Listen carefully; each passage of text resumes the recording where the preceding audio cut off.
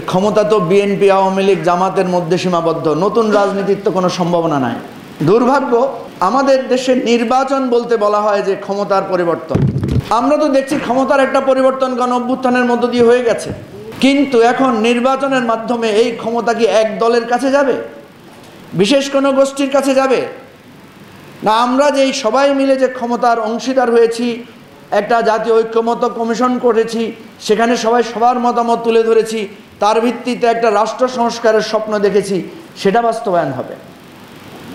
আমি আশঙ্কা করছি নির্বাচনকে যেই দিকে নিয়ে যাওয়া হচ্ছে, যে আসেন জোট করি, আসেন অমুকের বিরুদ্ধে প্রতিরোধ গড়ে তুলেন, অনেকে আদর্শ বিসর্জন দিয়ে হলেও ক্ষমতা যাওয়ার জন্য নানা রকমের হিসাব নিকাশ করছে। পরিষ্কার এখানে একটা ক্ষমতায় গিয়ে একচ্ছত্র ক্ষমতা অধিকারের নির্বাচনে এটাকে পরিণত করার চেষ্টা করা হচ্ছে। সেরকম প্রেক্ষাপটে আমি আজকে এখান থেকে স্পষ্ট করে বলতে চাই, আগামী দিনের নির্বাচন কি শুধু এমপি হওয়ার নির্বাচন? আমি নাসিরউদ্দিন পাটোয়ারির এই কথার সাথে একমত যে আমরা কি এমপি হওয়ার নির্বাচন করব, ক্ষমতা অর্জনের নির্বাচন করব, নাকি বাংলাদেশকে নতুন একটা দিশা দেওয়ার নির্বাচন হবে আগামী নির্বাচন? আমরা প্রায় সময় বলি যে ক্ষমতা তো বিএনপি, আওয়ামী লীগ, জামাতের মধ্যে সীমাবদ্ধ, নতুন রাজনীতির তো কোনো সম্ভাবনা নাই। এই নতুন রাজনীতির সম্ভাবনার ফিকে হওয়ার পিছনে অনেকে নুরুল হক নূরকে বা আমাদের গণ অধিকার পরিষদ এবং আজকের এনসিপিকে দায়ী করেন যে তারা নতুন রাজনীতির অভ্যুদয় ঘটিয়েছে, কিন্তু তাদের মাধ্যমে তো আমরা আশা দিক পাই নাই, হতাশার দিক পেয়েছি। কেউ কে চিন্তা করেছেন যে এই নতুনদের, তরুণদের হাত ধরেও কেন পুরাতন রাজনীতির অভ্যুত্থান ঘটলো, অভ্যুদয় ঘটলো? কেন সার্জিস আলমদেরকে মোটর বাইক শোভাযাত্রা নিয়ে যেতে হয় পুরানো রাজনীতির ফরম্যাটে? কেন সচিবালয়ে ঘুরে ঘুরে তাদেরকে তদবিরের পিছনে দৌড়াতে হয় পুরানো রাজনীতির ফরম্যাটে? আমরা তো সমালোচনার দৃষ্টিতে করছি, কিন্তু বাস্তবতা কি?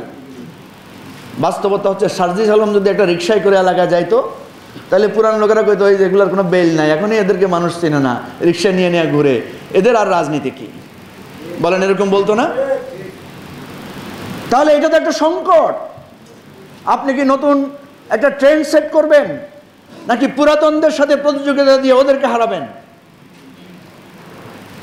আমরা তরুণরা এখনো সে পরিমাণ সক্ষমতা বৈষয়িক সার্বিকভাবে অর্জন করি নাই যেই শক্তি দিয়ে আমরা জামাত, বিএনপি সম্পূর্ণ বড় দলগুলোকে আমরা মোকাবেলা করব।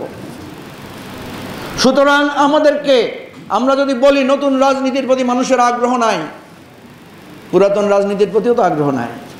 আপনি দেখেন পুরাতন রাজনৈতিক কোন দলের প্রতি মানুষের আগ্রহ আছে, কোন রাজনৈতিক দলের প্রতি একটা সাধারণ মানুষের আস্থা আছে? বিএনপির লোকদের আস্থা বিএনপির প্রতি, জামাতের আস্থা জামাতের প্রতি, আওয়ামী লীগের আস্থা আওয়ামী লীগের প্রতি। এর বাইরে একটা সাধারণ মানুষ দেখাতে পারবেন? যার কারণে প্রত্যেকটা জরিপে বলছে যে 50 থেকে 50 ঊর্ধ্ব মানুষ বলছে তারা এখনো সিদ্ধান্ত নিতে পারছে না। তাহলে নতুন রাজনীতির কথা আমরা যারা বলছি, আমাদের যার যতটুকু শক্তি আছে, সবাই মিলে যদি একটা ঐক্যবদ্ধ শক্তি হতে পারতাম, তাহলেই তো বাংলাদেশের মানুষ নতুন রাজনীতিকে আঁকড়ে ধরতে শিখত। আমরা কি নতুন কোনো প্রপোজাল একা একা না করে সবাই মিলে করলে তাইলে তো মানুষ বুঝতো যে নতুন রাজনীতির একটা ধারা শুরু হয়েছে। সেদিন আমরা একটা আলোচনায় আমাদের একজন সিনিয়র পলিটিশিয়ান জুনিয়রদেরকে বিভিন্ন রকম পরামর্শ দিচ্ছিলেন। সেখানে একজন সাংবাদিক ছিলেন, তিনি সিনিয়র রাজনীতিবিদকে জিজ্ঞেস করলেন, নতুনদেরকে আপনি এত পরামর্শ দিচ্ছেন, আপনি তো বহু পুরানো দল করছেন, তো আপনার দলের এত তরক্কি হইল না কেন? ওদের এত তরক্কি চাইতেছেন আপনি, ওদেরকে যে পরামর্শ দিচ্ছেন এগুলো আপনি বাস্তবায়ন করলেন না কেন? প্রশ্নটা আমার কাছেও যৌক্তিক মনে হয়েছে, কারণ ওদের তুলনায় আমরাও তো কিছুটা হলেও প্রবীণ রাজনীতি, কিছুটা হলেও বয়স্ক রাজনীতি করেছি। ওদেরকে যত পরামর্শ দিচ্ছি, বুদ্ধি দিচ্ছি, বুদ্ধি ভাই নিজে কাজে লাগাইলে তো আমার দল এতদিনে বাংলাদেশে পপুলার দল হয়ে যেতে পারত। সুতরাং অপরকে পরামর্শ, অপরের দোষ ধরা, অপরের কাছে প্রত্যাশা না করে নিজেদের কাছে প্রত্যাশার ক্ষেত্র তৈরি করুন। আমি তো এখনো মনে করি নাগরিক একটা নতুন রাজনৈতিক উত্থান ঘটিয়েছে বাংলাদেশে। মাহমুদুর রহমান মান্না আর কিছু না হোক, এখন পর্যন্ত ওনাকে নিয়ে বড় ধরনের কোনো বিতর্ক সমাজে প্রচলিত নাই। এটা তো অন্তত একটা অ্যাচিভমেন্ট। জোনায়েদ সাকি, সাইফুল হক, আমাদের রাষ্ট্র সংস্কারের কাইয়ুম ভাই, এখানে যারা আছেন স্বপন ভাই সহ সবাই করে, এদের একটাই সমালোচনা। কয়টা লোক আছে আপনাদের? এদের একটাই সমালোচনা, কত ভোট পান আপনারা? আর কোনো সমালোচনা কি আছে? হ্যাঁ, আরেকটা সমালোচনা আছে, যে আপনারা যেগুলো বলেন এগুলো তো মানুষ বুঝে না। মানুষ বুঝে কি? গ্রামে গেলে জিজ্ঞেস করে, ভাই আমার মেয়ের বিয়ে একটু কিছু টাকা পয়সা দেওয়া যায় কিনা। মানুষ বুঝে আমাদের মসজিদে যদি একটু ফ্যান লাগাই দেওয়া যায় তো 50,000 টাকা দিলে, অনুদান দিলে। কারণ মাহমুদুর রহমান মান্না তো 50,000 টাকা দিতে পারে না। তো আমি যেটা বলছি, এই রাজনীতিকে যদি আপনি মনে করেন, যেটা এখানে তাসনিম যারা আছেন, এখানে খালেদ সাইফুল্লাহ আছেন, এখানে অগ্নিঝরা নাসিরউদ্দিন পাটোয়ারি আছেন, তাকে মানা করছিলাম আজকে একটু বোম টম কম ফাটাইও, সেটাকে আরো বেশি ফাটাইছে আজকে। আমি যেটা বলছি যে এই মসজিদের দান করে, এই বিধবা মহিলাদেরকে দান করে আওয়ামী লীগ বিএনপির সাথে প্রতিযোগিতা করে আপনি রাজনীতিতে দাঁড়াইতে পারবেন? তাহলে তো মাহমুদুর রহমান মান্না যে গার্মেন্টসের মালিক হয়েছিলেন সেই লাইনেই উনি থাকতেন, সব ছেড়ে রাজনীতির একচ্ছত্রভাবে নিজেকে করতে পারতেন না। শেখ হাসিনার যে একচ্ছত্র একদলীয় স্বৈরতান্ত্রিক ক্ষমতা কেন্দ্রীভূত হয়েছিল, সেটা বদলে গিয়ে এটা এখন ছাত্র জনতার ক্ষমতায় পর্যবসিত হয়েছে। এই সরকারের যে স্বরূপ আপনারা দেখবেন, এই সরকার অনেক দুর্বল সরকার, আমরা বারবার বলেছি, কিন্তু এই সরকারের একটা স্বরূপ আমরা দেখছি। এখানে বিএনপিও যথেষ্ট ক্ষমতাবান, এখানে এনসিপিও যথেষ্ট ক্ষমতাবান, জামাতও যথেষ্ট ক্ষমতাবান, এবং আমরা যারা আজকে এই অভ্যুত্থানের শক্তি, আমরা যত কথা বলছি সেই কথাগুলো আজকে জাতীয়ভাবে নানাভাবে প্রচারিত হচ্ছে, প্রকাশিত হচ্ছে, গুরুত্ব পাচ্ছে। তার মানে একটা সর্বাত্মকভাবে একটা বিভক্তের মধ্য দিয়ে একটা ক্ষমতা এখানে জারি হয়েছে। এতদিনে আমাদের কাছে একটা পরিষ্কার হয়ে গেছে যে আমাদের রাজনৈতিক দলগুলোর কারো কারো মধ্যে এই ঐক্যমতে ওনারা পৌঁছেছেন যে ওনারা কখনোই আর ঐক্যমতে পৌঁছাবেন না। কারণ এমন একটা পরিস্থিতি হয়েছে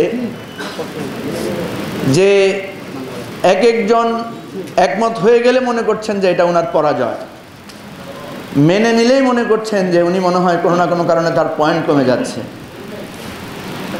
আমরা বারবার বলেছি এমন একটা জটিল পরিস্থিতির মধ্যে আমরা পড়েছি, এখানে সর্বসম্মত সিদ্ধান্ত নেওয়াটা কঠিন।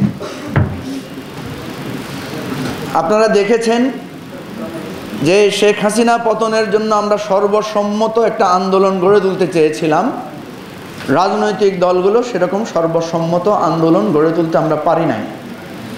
এই মিলনায়তনে বসে বিএনপির নেতাদের সামনে বসে আমি একটা প্রস্তাব দিয়েছিলাম যে আমরা 6 মাসের জন্য সকল দলের রাজনৈতিক স্লোগান বাদ দিয়ে আমরা কিছু কমন স্লোগানে ঐক্যবদ্ধ হতে পারি কিনা, যে আমাদের দলগুলোতে নিষেধাজ্ঞা দেওয়া হবে যে কোনো দলীয় স্লোগান দিব না, আমরা শুধু জাতীয় স্বার্থে জাতীয় ঐক্যের কিছু স্লোগান নির্ধারণ করব, সেগুলো নিয়েই আমরা আগামী দিনে রাজনীতিটা করব।